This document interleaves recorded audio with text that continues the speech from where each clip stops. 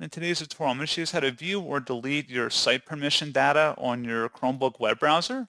So this should hopefully be a pretty straightforward process here, guys. And without further ado, let's go ahead and jump straight into it. So all you have to do is open up your Chromebook web browser and select your menu icon up at the top right, and then go down and select Settings near the bottom of this menu.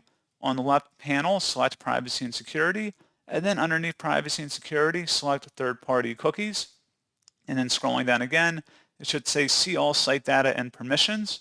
Anything in here, it should appear. If you want to delete that, you can just select Delete All Data at the top here.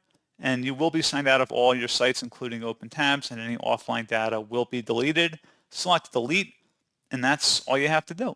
So pretty straightforward process on that, guys. And as always, thank you for watching. I do hope that I was able to help you out, and I do look forward to catching you all in the next tutorial. Goodbye.